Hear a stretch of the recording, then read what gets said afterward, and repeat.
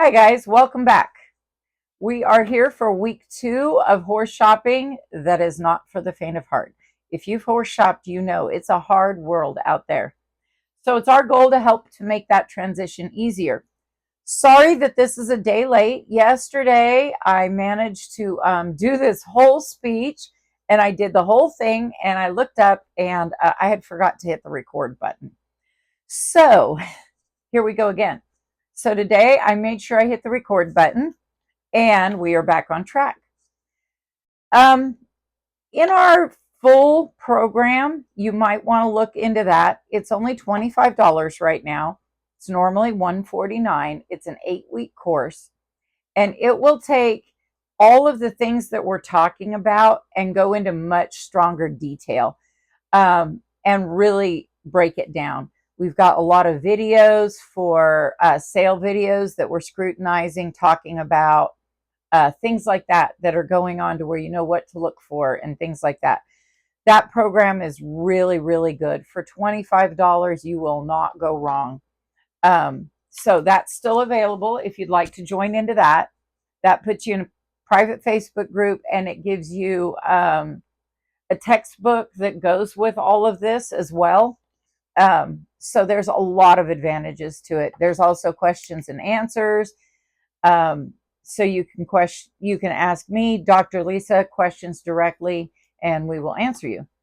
So that is what that group is about, and I hope that some of you would like to come and join us because we're having a really good time over there. So today we're going to talk about, last week we talked about finding a trainer, we talked about picking a discipline, and making our checklist and figuring out what important traits we wanted with our horse. So this week we're going to talk about all the places that we typically shop for horses. We're going to start with a lease. A lot of places, once you find your trainer, a lot of training barns have lease horses. And you can do a partial lease, you can do a full lease, and there's some benefits to that. One of the things I love about a lease is if you've got a young rider or a rider that's progressing really quickly, is a lease can be a wonderful horse to get you through the next year or two until you get to a higher level, and then you can buy a horse that will last you longer. It also, the higher level rider you are, the bigger window of choices you have as far as horses go. So a lease is great for that. It's great for the person who has been doing the lessons and they think they want to own a horse, but they're not 100% sure. Or they've never owned a horse and they'd like to know, like, what does this feel like? I would like to experience this before I make the commitment. It's excellent for that. It's also a huge bonus. Like, you get opportunities to ride really expensive horses that I could never afford to ride. So that is also a bonus. You can afford to ride and show a horse that's quite a bit fancier than what some of us can afford to own. So that's also a nice bonus about leasing. Everything that we talk about today with where you're going to horse shop has got great things about it and negatives about it. It's really important that you take the time to review these and know which is the best outlet for you. And we'll go over all of them. So a lease, I like them. Sometimes you can even find a free lease where you're just responsible for the horse's care. I have a horse that's out on lease right now. It's one of my personal horses. He was just fine at home. He wasn't bothering nothing, but I wasn't using him. And a good friend of mine who's a trainer needed another lesson horse. And I thought, like, he's out here being a freeloader and he's not getting as much attention that he could use. And so now he's over there doing lessons. Great situation for her and me. I'm super attached to the horse. I don't really ride him because I'm always so busy working with client horses. So I don't really use him much or do much with him, but I do love him and I'm not looking to get rid of him. So it's a perfect solution. I know he's safe. I know he's getting used. I know he's getting taken care of. I trust her. And he's getting attention, time, more training, staying fit. There's a lot of benefits for this. So leases are wonderful options. If you're even remotely on the fence about buying a horse, a lease for a year is a great idea. It also kind of lets you get your feet wet and figure out about ownership and what it's like, and is this really the route I want to go. Um, for years, I'm I'm a sucker. I'm the home for the homeless horse. Um, I've been trying hard not to do that anymore because it gets expensive. But most horses that end up in rescue situations are really just good-hearted people that don't know how to take care of a horse. And that's sad, but it's the truth. How many people don't know that we have to do dentals annually on horses, that we have to worm them regularly, that we have to check those things? They just don't know it, and they just love the horse, and so then the horse goes downhill and they don't know why and they don't know what's going on, and they give up. So a lot of times education really is the answer. Owning or leasing that horse for a year really lets you figure out what this horse ownership journey is like. It's amazing, it's wonderful, and it's hard. And so for some people, we would never have it any other way. And for other people, it looks different. There's not a wrong answer. It's only a wrong answer if the horse pays the price. So I love a good lease. The negatives. The negative about a lease: you're responsible for some medical stuff. You're responsible for a pretty expensive horse, um, more often than not. If you do have a lease, I highly recommend insuring that horse, protecting yourself. So that's a little bit of a negative. I always think it's a negative when I'm responsible for somebody else's stuff, because, like, if it's my own and something happens, it's different. I always feel more responsible about things that are somebody else's. So there's that. The other negative to a lease is you ride this horse for a year, you bond with this horse, you create a relationship with this horse, and guess what? He's not yours. So that there's some negatives about that. Some owners can be a little finicky about things. So it's just kind of, if it's a good situation for you, then it's wonderful. And it's a great situation for some folks. So the next part we're going to talk about is auctions. Auctions are kind of a big deal. So you have online auctions and you have live auctions. We're going to start with the online auctions. I personally believe you can get some really nice horses on online auctions. You can also get some duds. My experience with online auctions, and really, I've never purchased online.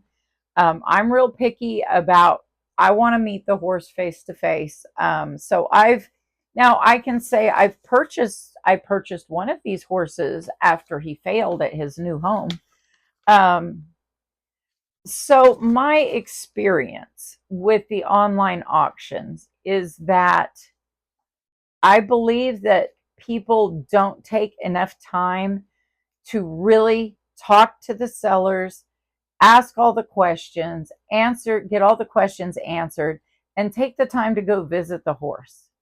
Um, I know, like, right off the top of my head, there's one family that I know. Maybe they'll watch this. I don't know. I'm not going to use their name because I don't have permission.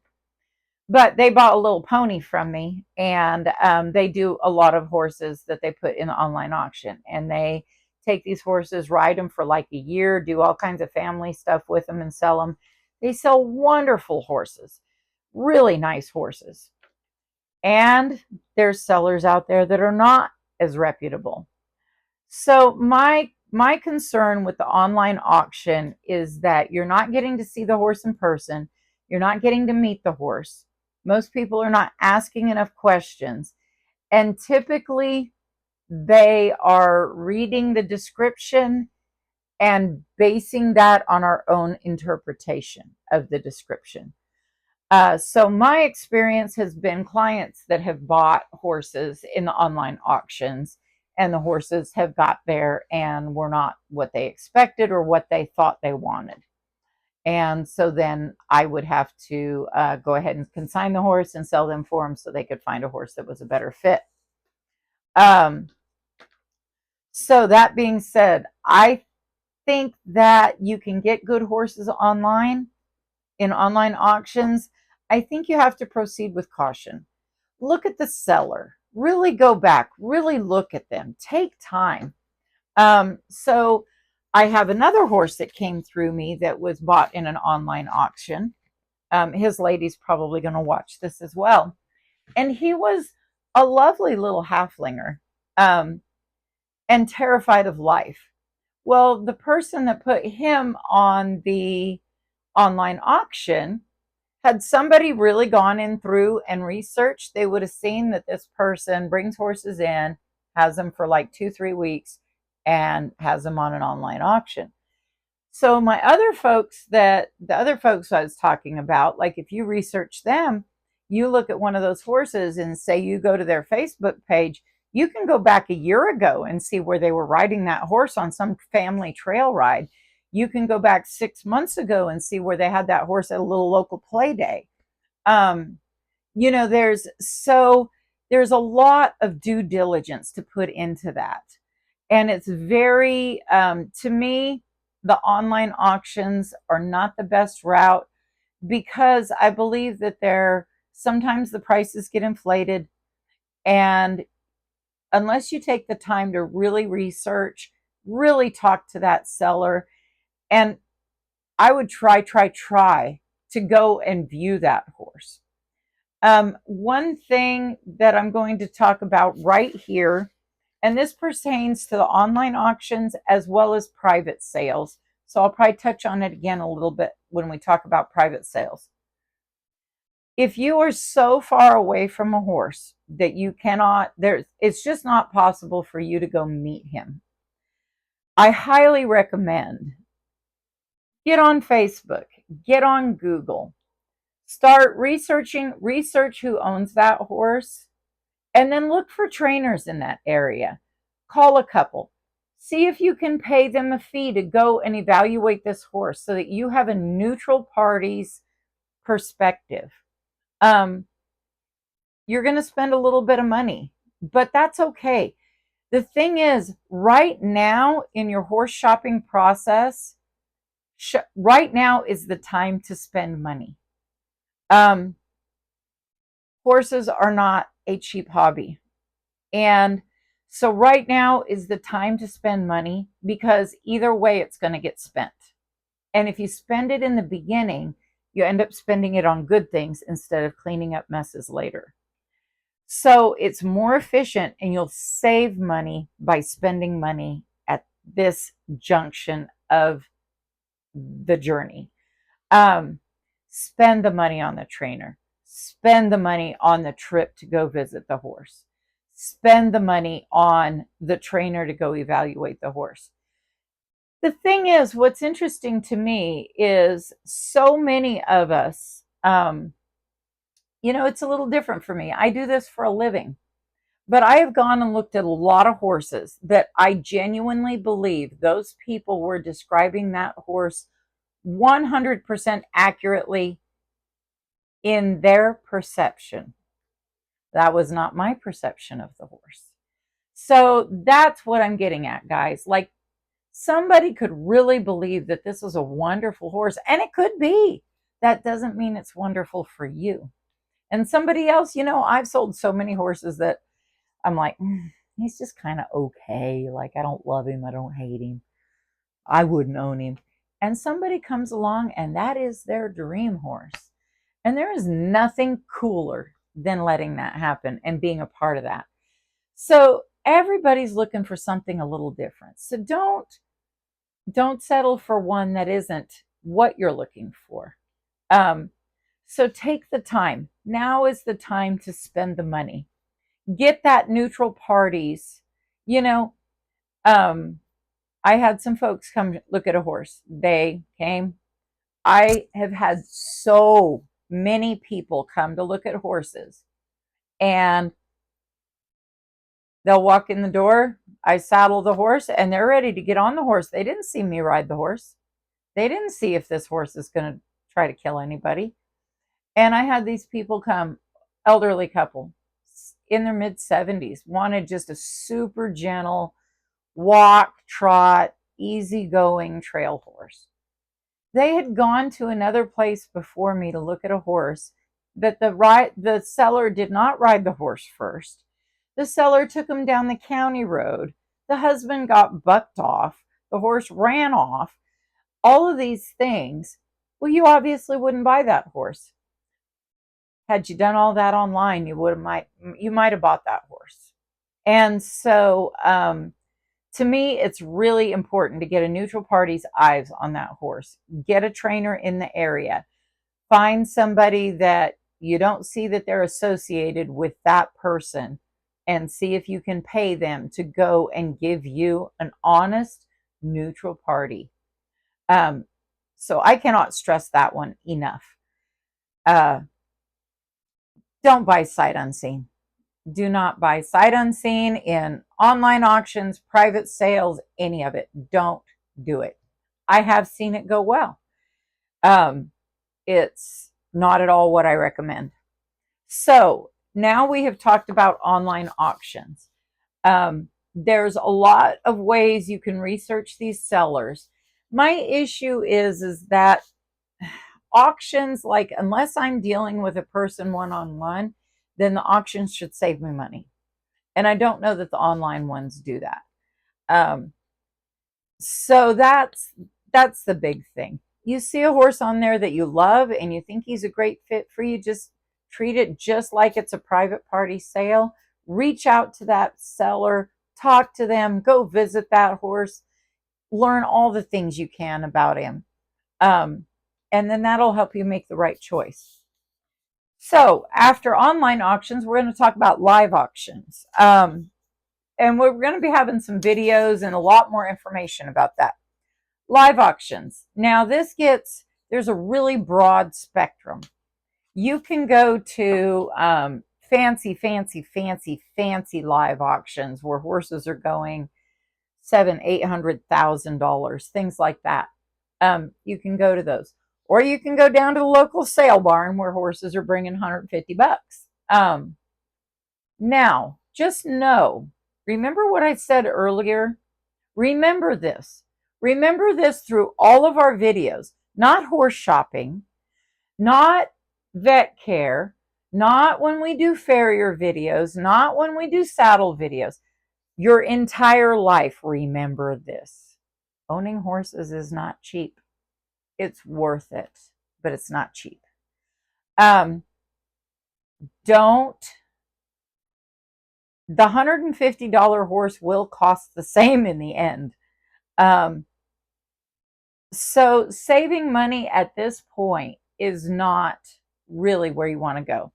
Your live auctions. So some of them, if you're going to your little local sale barn, typically your horses will have a number. You have no idea who the seller is. And it is 100% zero guarantees. As is, you get what you get. And you can't complain. You cannot go to one of those sales and then complain when you get home and your horse is not what you want it to be. Because it is a sale designed for horses and people that don't want to attach their name to that horse. So can you get some good horses there? You can.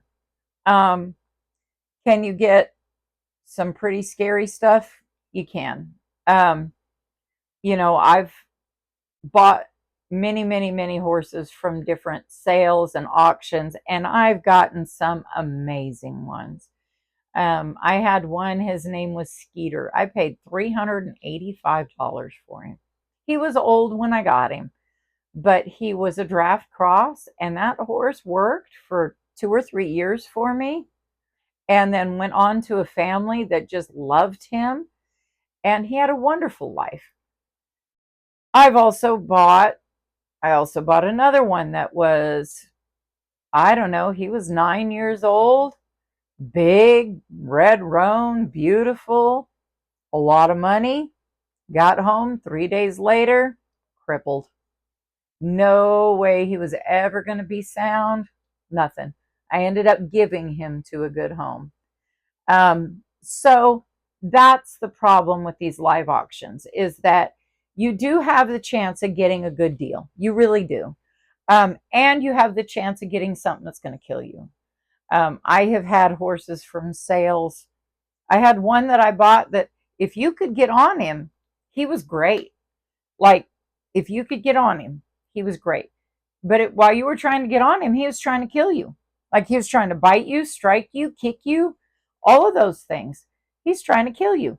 If you could actually get your butt in the saddle, you ride him all day. He was great. I have no idea what his deal was. So you just don't know what you're going to get. You don't know what you're going to get in regards to health, age, training level, any of those things. So can you get a good horse? You can. It's important, if you choose this route, find somebody super knowledgeable to take with you. And it's still very risky. I almost never buy horses in these places anymore. I used to all the time. And I'm going to give you the real truth as to why I don't. I got some great deals, and I had got some horses that turned out really well. But the reason I quit was because I also got a lot of problem horses. And a lot of people in the horse business have the ability to take problem horses and return them back to that system. And I'm not saying if it's right or wrong, I'm just saying I can't. So what ended up happening to me is that anytime I got one of those, they ended up being a lifetime freeloader. So I end up with 20 horses that I'm taking care of that aren't even rideable. So I don't do that anymore because I've learned that I'm not good at it. I'm not good at getting rid of the ones that I should get rid of if I was running this like a business. I put too much of me into it, and it's just me. It's who I am. So you have to think about those things. If you're the type of person that can say, man, this horse tried to kill me, I think I'll take him right back to that same sale barn next week, then take the chance. But you're also taking the chance that he might actually succeed at some point. But so that's the negative to it. The positive to it is you can sometimes get a really good deal. So live auctions, then you go up a notch. Now we have some auctions here. We have one that's called the Triangle Sale. It's a lot more reputable. Sellers have their names on the horses. When you go to the auction, you can talk to the sellers. You can try to ride. You can ride the horse. You can watch them ride the horse. You can spend some time with them. Now they go a little higher than they do at your local sale barn, but you also have like some auctions will have where there's a soundness guarantee. So like I'm just using Triangle Sale as an example because they're local and I kind of know how they work. So I believe, I haven't been in a few years, but I believe that their consignment deal is, if I take a horse and I guarantee him sound, then when that horse sells, they don't give me the check for a certain period of time. So they hold that money, and week, 10 days, whatever the time period is, if the new owner doesn't call and say, hey, we came to the vet and this horse is crippled, if there's no complaints, then they go ahead and a week later they mail me a check. But you can be a seller that does not guarantee your horse sound. So if there is no guarantee, by gosh, there is no guarantee. So think about that. And some sellers will not guarantee a horse that is sound. So you're taking your chance there. Some of those sales, now I know years ago Triangle Sale, and I'm sure they do, have a vet on site. If you see one that you're super, super interested in, find out. See if you can get a vet check on him done real quick while you're there. Be proactive at this part of the game about really learning about this horse as an individual and seeing if he's for you. So the higher end auctions have a little bit more as far as reputation. For us trainers, there's two terms in the horse world. You're a trainer or a trader. And traders typically have a bad name. I know some great horse traders that are really honest and kind, help horses, help people, do great job. But there's a little difference there. Your trainer is going to work one-on-one with you, look at many different horses. It's a little different. Your trader is going to be like, come on in, I got 10 of them. Which one do you like? Maybe 3 of them. Depends on what day you ask. But your higher end sales, like such as Triangle Sale, if I take a horse to that sale, guess what? My name goes on him. So whoever buys a horse from that sale knows that I sold him. So that adds a little bit of accountability. And the prices are a little higher you're going to pay, but they're a little bit nicer quality horse. So that's another option. Now we're going to move on to private party sales. Private party sales. Let me jump right back to auctions and say one other thing. Another big benefit of a live auction or online auction. Multiple horses in one place. You go to the Triangle Sale, you got 300 or 400 horses to choose from. So you're going to go one shop, you're going to see lots of horses, you're going to have a lot to choose from without driving the wheels off your car. Now we're going to go to private party sales. So these are usually the safer way to go, but they're also a little bit more time consuming. This is when you get your trainer involved. Most trainers will help you find, locate, and buy a horse. Listen to your trainer. Please, we are here for you. We work for you. We've seen the wrecks. We've seen the problems. We've seen the tears. Let your trainer help you. Don't be a color shopper. Know what you want and stick to your list. When you start searching, we have websites, equinenow.com, dreamhorse.com. We have Facebook. We have all these different sources. One of the things, and I sell a lot of horses, so I deal with this a lot. And I'll tell you right now, one of the things that is super frustrating from a seller's perspective is people want 43 million videos. And I'm fine with that if you live across the United States. I'm not fine with that if you live 15 minutes down the road. Get your butt in the car and come see the horse. We get our phones blown up when we advertise. 99% of the messages we get are just noise.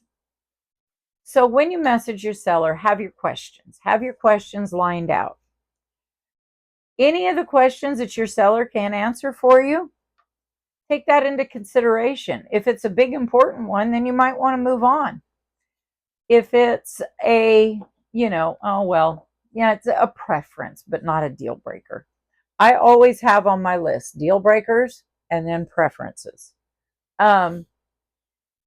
So when you start shopping, you're going to get videos. Your video is not how you get to know your horse. Your video is nothing more than one step in the process of elimination. One step. So many people are buying horses off of these videos. Do not do that. I have a client, and super nice lady. And that's usually how it works, because those are the people that trust everybody else. Bought this horse online. It was from a private sale, but she bought it sight unseen, and the horse was not sound when she got the horse home. And in hindsight, going back and looking at the video, It's one of the videos we're using in our group. When you look at the video, you can tell that the trainers that did this video were very professional. They weren't a backyard person, and they did a really nice job. And you could, like, when you looked at this video, just glance at it, it was like, wow, that is beautiful. What a nice horse. But when you really get in and look at it with knowledgeable eyes, you notice that every time the horse trots, they never have her going across profile. It's always her butt trotting away, or there's an angle, or at one point, the only point in the entire video where the horse was trotting, where you could actually see the horse go by, profile and movement, they were in weeds that were so tall you couldn't see the horse's legs. So they designed that video around that horse's lameness. They did that intentionally. And when I looked at the video, I was like, that feels super sketchy to me. Somebody that's not seen 4 million of these videos would be like, wow, what a nice horse, because it was done very professionally, very nicely. So just know that the video is nothing more than your first step in the process of elimination. So I'm looking for, I look at all kinds of crazy stuff. When I start watching the video, the very first thing I look for is the tack quality? Does it fit well? Is the horse thin? Is the horse slick and shiny? What do they look like health-wise? How do they move? What do their feet look like? Do they pick up the right leads? Are they doing the things that they should do?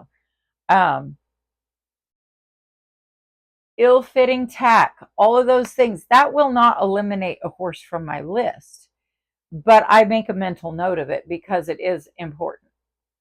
So these are the things I'm looking at in the video. Is there any obvious lameness?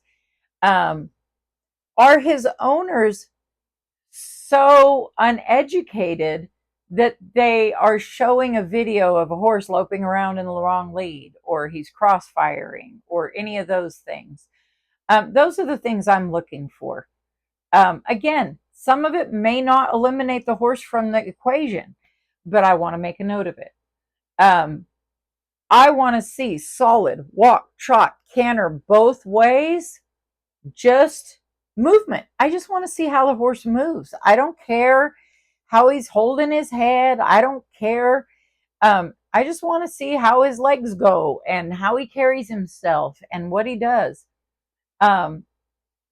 So that's what I'm doing in the video. I'm looking at, is this a horse that's even worth taking the time to go look?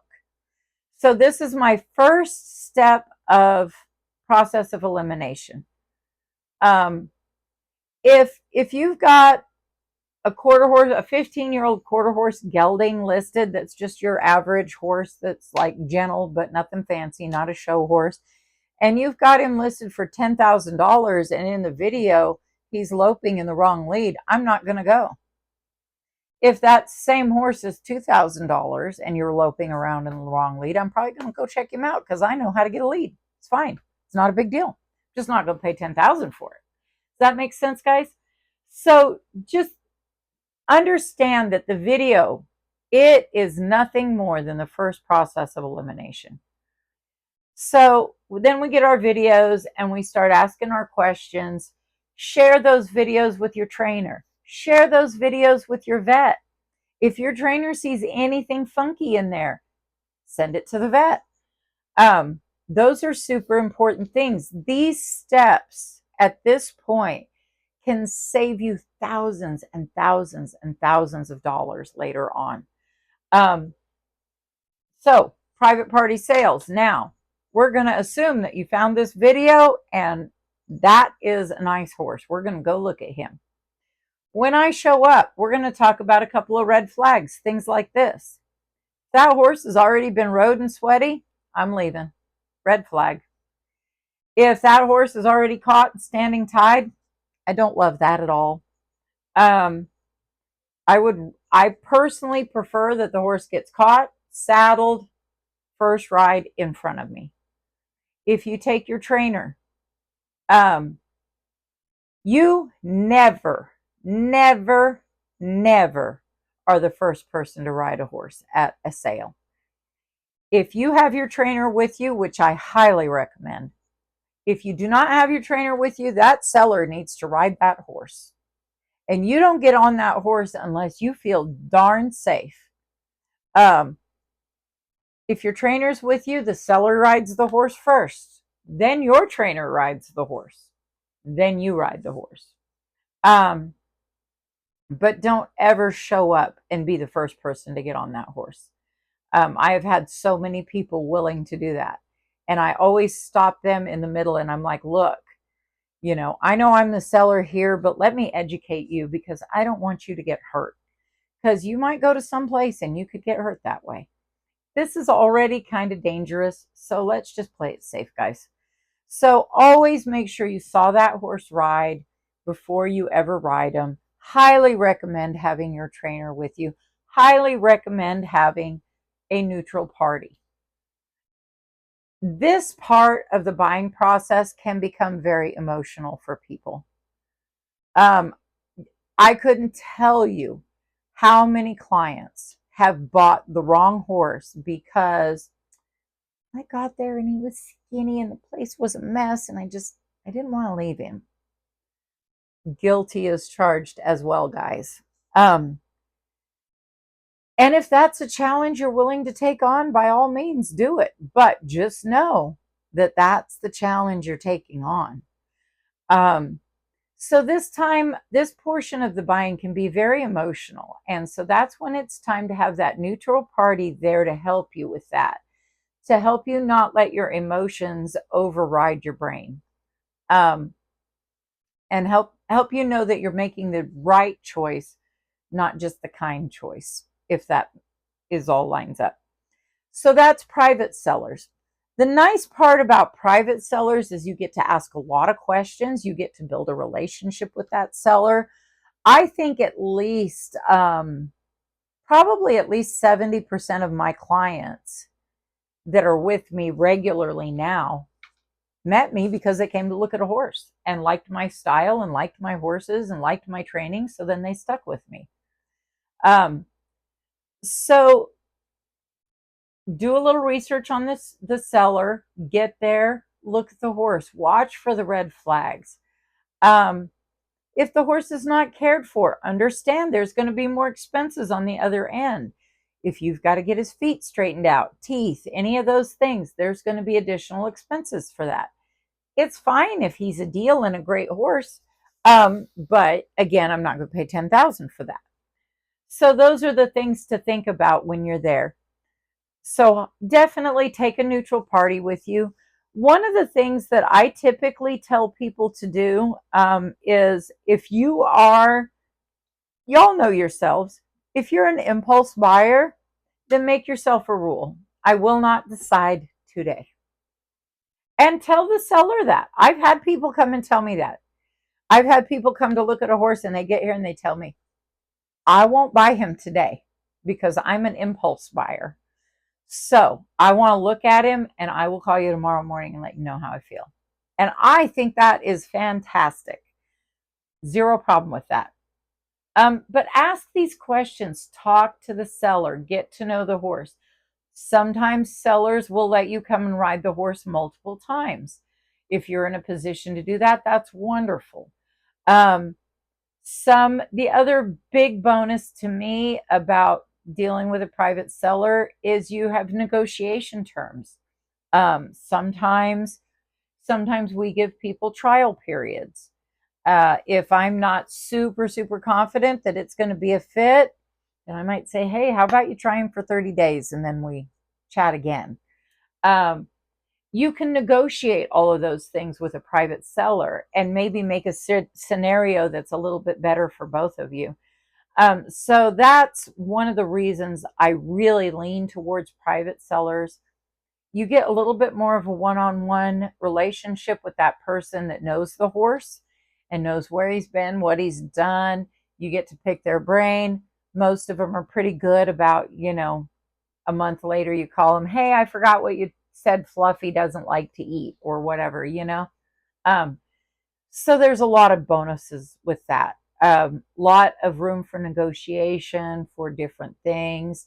Sometimes if I'm selling a horse, I'll throw in some lessons as part of the negotiations. If I see that a person, like if I see a person riding a horse and they come to see him and I'm thinking, gosh, you know, 2 lessons and you guys would be a pair. And I might throw in those 2 lessons just to sweeten the pot for them, and to make the whole situation work well. So there's a whole lot of flexibility as soon as you're dealing with a private seller. So me personally, I lean towards recommending private sellers. I'm not against the other forms of shopping, um, but you find that private seller, talk to them, ask questions, narrow it down. So we're going to talk just a little bit about scams. There are so many scams out there, guys. So one of the first things I look for with scams is the verbiage in the writings in the text. If you see things improper English, words switched around, things that are not horsey, you know, like this horse is 6 foot tall, things like that, things that are not in our language, in the horse language. So those are the first things I look for. Number one, easy way to never get scammed. This is so easy, guys. It's so easy to never get scammed. Anybody who's asking you for a deposit to come see the horse, just say no.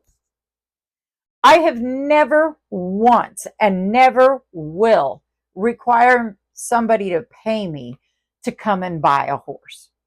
You pay me when you buy the horse. I am not charging anybody to come and look at the horse.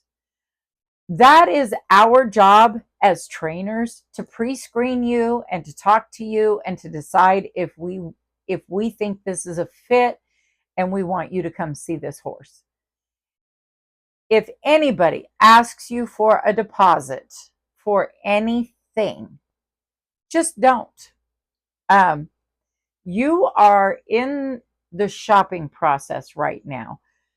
The only times that are appropriate to give a deposit, I'll just talk about those instead of all the times that it's inappropriate, because that's a lot, and the times it's appropriate is not much. If I have somebody that says, on Monday, they come and look at my horse and they say, I would like to buy him. I can't be here till Saturday to pick him up. You need to leave a deposit. If I'm taking the horse off the market and not showing him to other sellers, I have to have money. And that is to protect me and my seller and my horse's owner. A lot of people will say they're going to do something and then not follow through. So I want a deposit. If I'm going to hold this horse for you, I'm going to want a deposit. That's not going to happen until you've came and seen the horse and it's a fit. So now you're buying the horse, we might do a deposit. I typically do not do a deposit if it's in a short time frame. So if you say, how does a PPE work? To me, you don't pay for the horse until you get to the PPE and everything is agreed upon. So I will take a deposit only when I am taking the horse off the market for someone else. That's about the only time. So I don't charge deposits for anything else. But if you've already come and you're agreeing to buy this horse and we have an agreement, then I'm going to want a deposit to hold him. Any other time, I would question it. And if it's something that you think makes sense, that's when it's time to confer with your trainer and say, hey, does this make sense? Because it kind of makes sense in my mind, but is it appropriate? That is honestly the easiest way to not get scammed. Just don't ever send money to anybody until you see the horse in person. I had some lovely, lovely people come and buy a horse from me that had gotten scammed out of $17,000. And this was like the nicest older couple. She was just getting ready to retire. Like, just horrible. Um, so protect yourself, guys. Again, this is where your trainer will be involved. Your trainer, she's going to cost you a little bit, but I'm telling you, that is the money you're going to never regret spending. That trainer, when you get a good trainer, they are going to save you money, give you skills. It is the best way ever to spend your money. Um, you will it will multiply. You will save so much money if you get a good trainer and listen to them and believe in them and trust them. When you do go shopping, I always ask, regardless of whether I intend to, how do you feel when I'm calling? I always ask, PPE is okay? It will be at the buyer's expense. We will go over PPEs soon. If they say no, move on. There's a reason. If they're not interested in doing a pre-purchase, then just move on.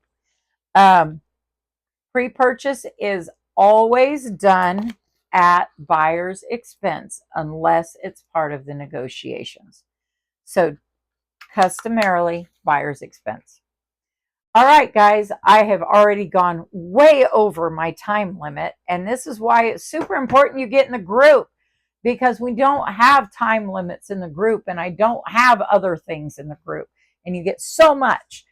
So if you want to join the group, just let me know. There's a link where you can buy in, or you can just DM me and I'll get you in there. It's $25 and it's awesome. Also, guys, don't forget to go to ridejoy.com and check them out. They're still working on getting their app up, and I think we're going to have some more fun stuff coming up with them. So you guys have a great night, and thank you for everything, and have it. Happy trails.